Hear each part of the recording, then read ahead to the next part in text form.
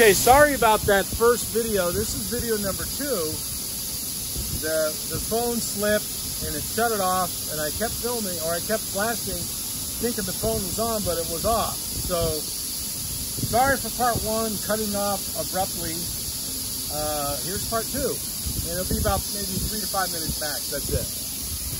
Hopefully it won't shut off. So I'm going to go back into here doing one-handed blasting. Hopefully the Fender will behave and not float around too much, which I'm not having a whole lot of luck with that. So I will modify my blasting stance and position here, trying to make this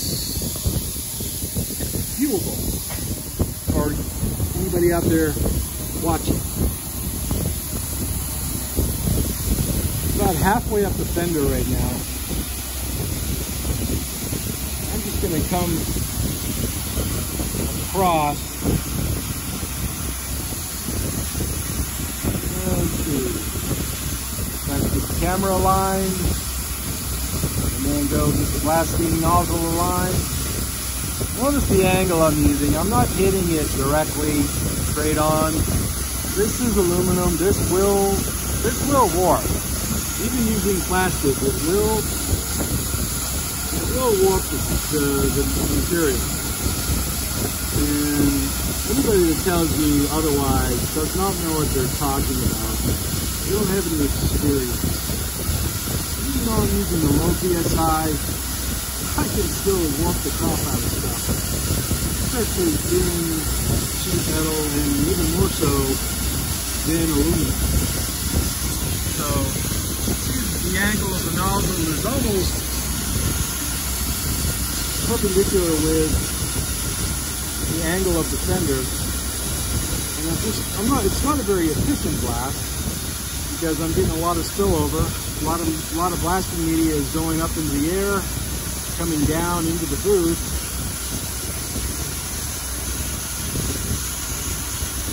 and getting recycled.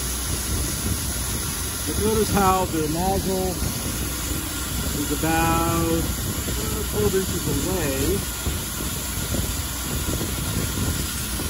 over here.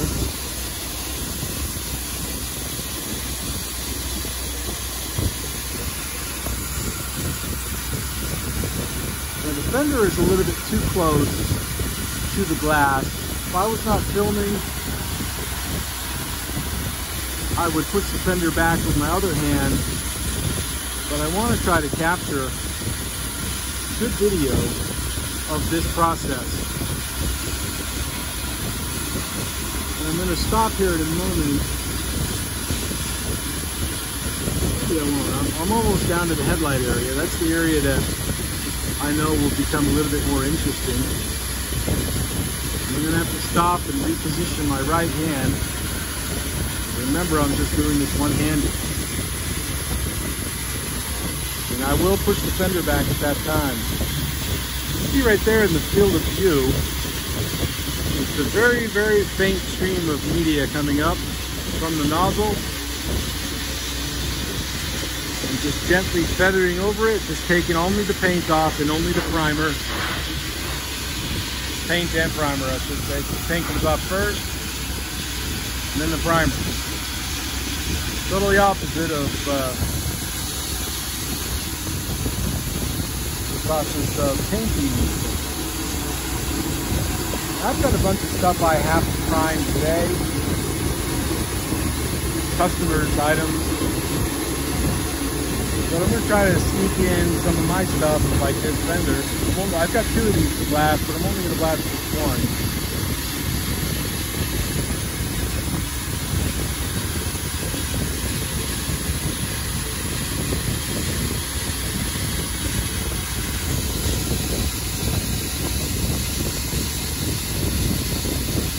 Kind of a balancing act here, holding the camera, being cognizant of the proper blasting procedure, and also trying to get a good video.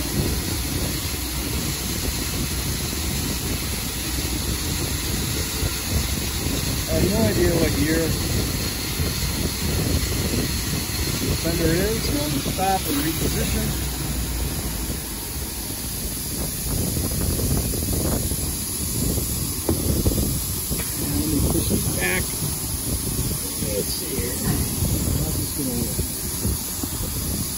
think that'll do it.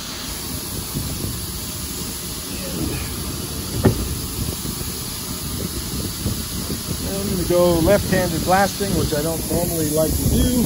I'm right-handed, but in this case it'll work fine. Left-handed blasting. This is my left glove. And you can see it takes a lot of abuse. I duct tape it up. I got to get new gloves, but I keep wearing out left gloves. I don't wear out the right ones. I wear out the left ones. All right. Gas pedal right there.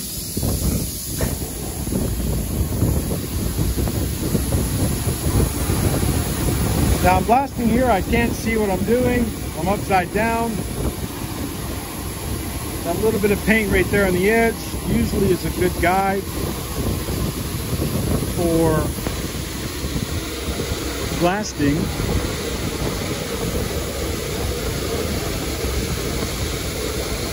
And when I turn the fender upside down, that area right here, where I can't see, I will be able to see.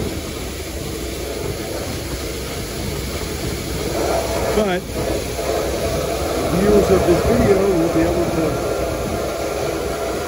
see this portion of it, because this is a very recognizable part of the Porsche 928. Now notice how I'm over here and the media is going to our right from our viewing vantage point. It's going to the right. So what is happening is the media goes to the right. It's preparing, it's starting to break apart the paint before I get there. This is all technique stuff I've learned from doing this for a long time. It helps it go faster, and it's always better, and it usually results into something that's a little bit cheaper for you. To me right there, that's a win-win scenario, folks. So we go right here.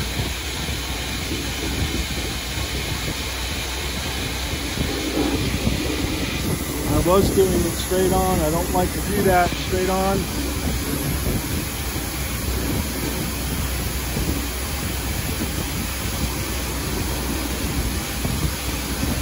This part of the fender has a contour in it, so it's a little bit stronger. So I can do a little bit more straight on blasting. Not much more. Now it's also good because I don't have much room in there in my left hand. Even though this is a big cabinet, this is a big fender.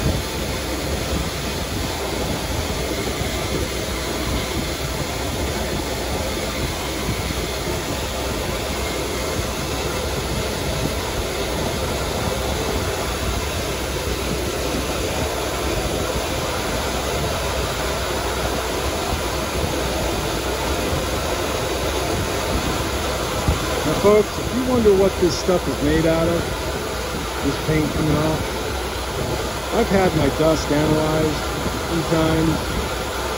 It is horrible stuff. The chemical compound in that, it's full of lead, it's full of cadmium, and it's like liquid. It has a liquid consistency when I empty it. And trust me, I am covered head to toe in protective equipment, PPE, because this stuff is nasty. I see my friends that do this, fellow blasters, they're sandblasters, they're up to this stuff in their ankles all day, every day, out in the open. But when they sandblast, guess what? The stuff goes right there on the ground, and they're breathing it. This one guy that I was sending things to, which I'm not anymore, because it's going to be due to failures in his part, he's all day in this stuff. And he doesn't wear a respirator. And I gave him a helmet. That's the crazy thing. I gave him the helmet. Because I have 3. I want to help him get stood up, but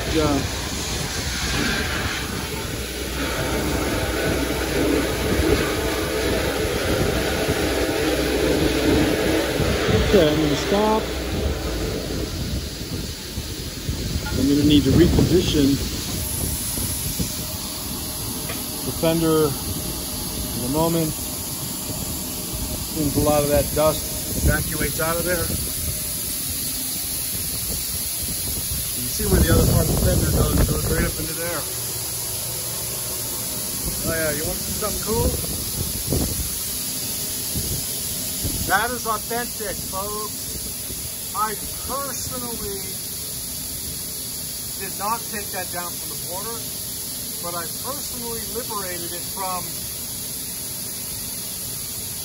an Army warrant officer who was deployed to Iraq or Kuwait or whatever it was back in 1990. And I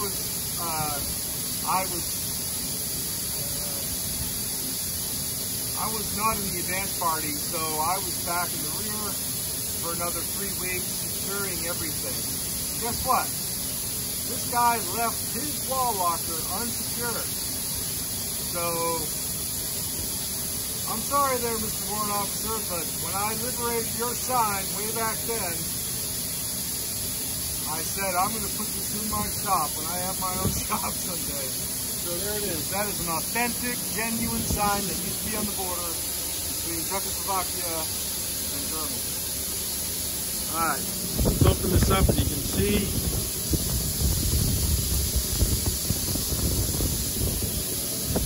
There it is. I'm going to shut it down so I can keep doing, keep blasting. Bye-bye, everybody. Tschüss!